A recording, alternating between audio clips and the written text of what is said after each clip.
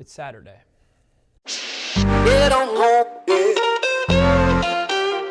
All right, once again, we're gonna change things up just a little bit.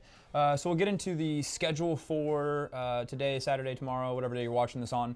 But first, question of the day. If you're coming to coffee at 9:30, this is what we're gonna talk about. Courtesy of John Riggs, what was your first car? Little bit of conversation piece, we can talk about it. So if you are up for some coffee time at 9:30 on Saturday morning, we'll go from 9:30 to 10, just catch up with each other. We'll do the question of the day, just a good time to see each other's faces and say hi. At 10 o'clock, what we're gonna do instead of the group workout is we're gonna do group mobility.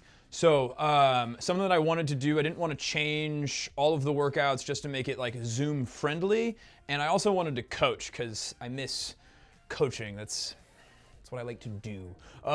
So we're going to go through some really, really intense mobility. It is also going to, it's going to couple as a warm up. So if you wanted to go straight from this 30 to 45 minutes of like hip and back mobility into the workout, I'm gonna set you up for it. It's not gonna be like easy yoga. It's not gonna make you wanna go to sleep. You're gonna be pretty fired up as far as your nervous system goes to go right into the workout, or it'll just be beneficial for your hips and your back to then go work out later, however you guys wanna play that. But I wanted to give you the option, and it'd be a better chance for us to use Zoom in a more productive way instead of kind of watching each other work out, kind of not, kind of being together, kind of not. So 9:30 coffee, 10 o'clock, we'll do some mobility. Let's go through the workout since we're not gonna go through it together. We've got kind of some benchmarks. So for the warm up, you're gonna go through alternating Tabata of a hollow hold and an arch hold. Cool.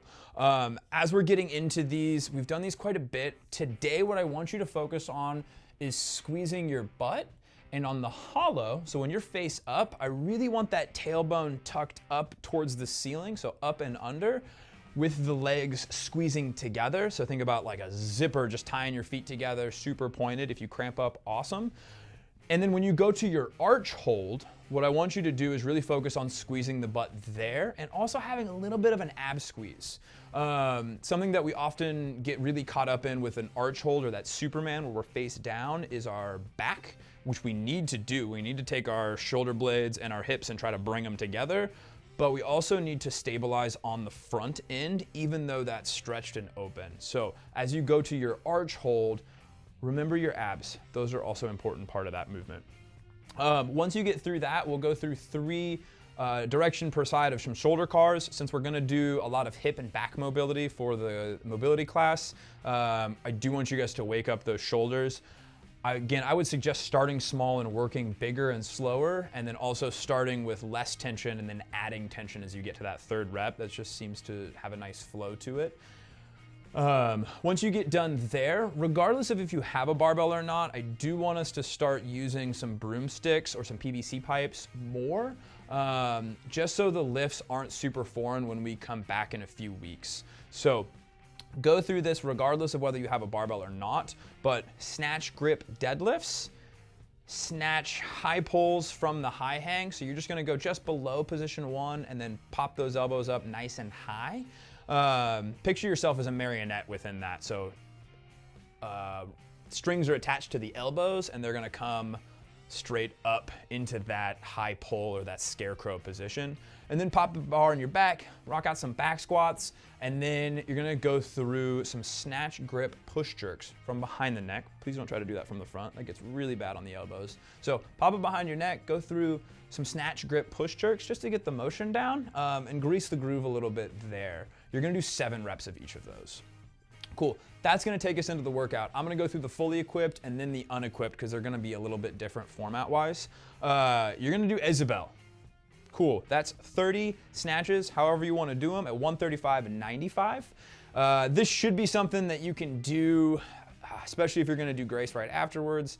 I would say at a weight that you can at least knock out 5 to 7 unbroken touch and go power snatches. I wouldn't do that during this workout, or at least I wouldn't do that during this workout. I'm gonna pace that out, but I would be able to do it with the weight that I would do. I would probably do this at 115, I'll be honest. that's just me. I'm a tiny guy. So choose your weight accordingly. And then once you're done with that Isabel, you're gonna rest 5 minutes. That's almost a full rest, or pretty much a full rest, okay? Once you get through that 5 minutes, you're gonna rock out Grace, so 30 clean and jerks for time. If you did bring the weight down and like the power snatch is a little bit of a rougher movement for you, you could increase the weight for the Grace or just keep it at that same weight. Totally fine, whatever you guys choose to do. For this one, I would do it at 135. Those just aren't as hard for me as they are for as power snatches are. At this point though, you're still gonna be pretty fatigued, especially in your grip. So maybe your legs have recovered, your lungs have recovered, but your grip is gonna take a beating on this. So hook grip up nice and tight. When you go from your power clean, I would go straight into your jerk. I would keep the hook grip if you can. If you have the mobility for it, rock it out, and then just chip away those 30 reps, okay? Cool. If you're gonna rock it out as a team, so for the Dodds and the Salazars and whoever else is getting together for this, we're gonna go a you go, I go version of it. So you're gonna rock out 60 reps total, okay? Switching every 1 to 3 reps for the power snatch version. You're gonna go straight from there into 60 clean and jerks. On that one, you're gonna switch every 5 reps. Cool, so no break in between, because this is gonna be a little bit more of an interval since you're gonna be working together as a team.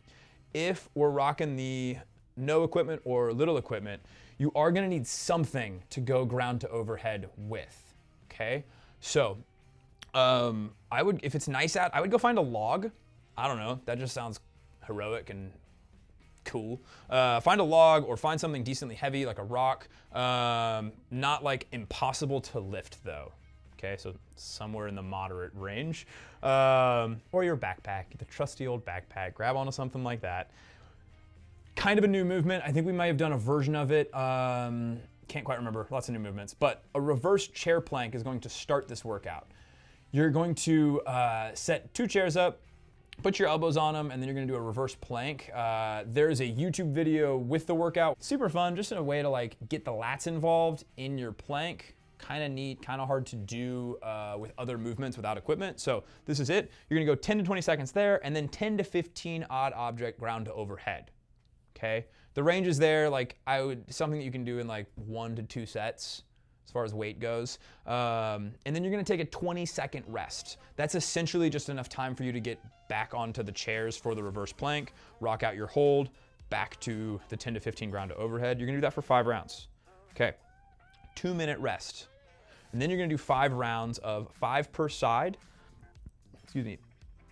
Then you're gonna do 5 rounds of 5 per side of a Bulgarian split squat, so just keep the chairs nearby. You can weight that or not weight that, it's up to you and where you're at. And then that same 10 to 15 ground to overhead with a 20-second rest, again, mostly just to get your foot back up onto the chair. And you're gonna do 5 rounds of that couplet specifically, and then call it a day. We do have some extra work, deficit split squats. Those are fun if you can find something for both feet to be elevated. What I would do for this is I would find your jerk stance, okay? And I would use that as a baseline. This is a really good way to feel stability in your jerk, especially for a really deep, heavy jerk, and be able to save something once we get back into split jerking. So if you wanna rock out that extra work, rock that out. It's got a tempo, 5 seconds down, 2 seconds in the hole, 1 second up, 1 second at the top. We'll call it a Saturday. Hope you guys had a wonderful day, and I'll see you guys at 9:30 for some coffee, if anything.